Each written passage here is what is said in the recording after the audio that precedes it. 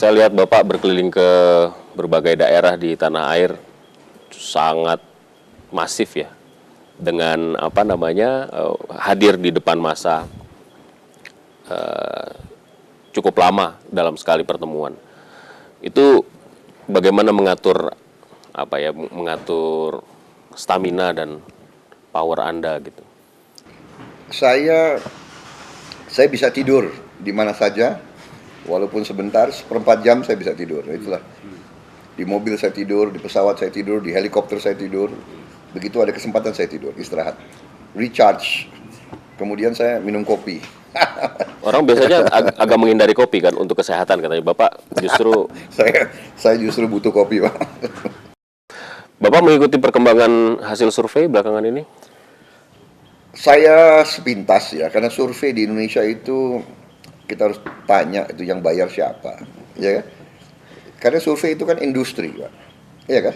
Ada orang yang hidup jualan survei gitu loh. Jadi ini yang repot kadang-kadang, karena dia hidup jualan, ya ke klien dia harus kasih berita bagus, ya kan?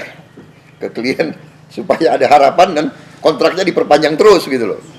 Hasil survei menunjukkan bahwa elektabilitas Bapak dan Pak Hatta meningkat dalam in growing lah gitu ya. Walaupun belum bisa mengalahkan kompetitor Bapak, katanya begitu. Bagaimana tanggapan Bapak soal itu? Ya itu, saya bilang saya kok. Anda termasuk yang a priori terhadap hasil survei? Saya punya pertimbangan sendiri, saya punya hitungan sendiri, dan sekarang sudah mulai kelihatan kan, walaupun itu survei-survei dari pihak yang bukan pro kita, tetap aja mengakui bahwa kita terus momentumnya naik terus. Ya.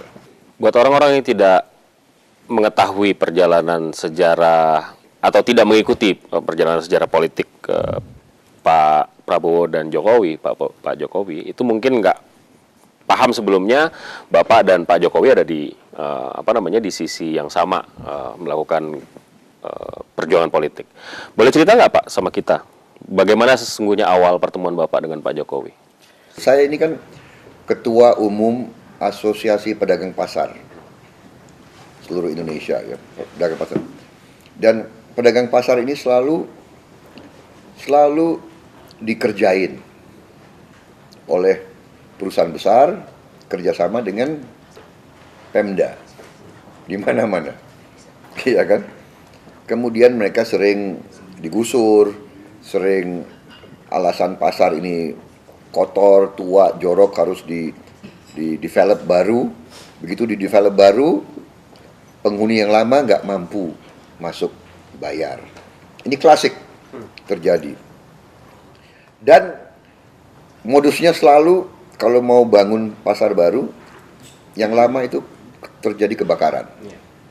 Ini sudah klasik.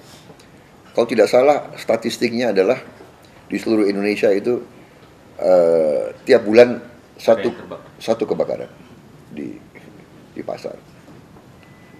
Nah, saya dengar di Solo ada seorang wali kota yang berhasil memindahkan dengan baik.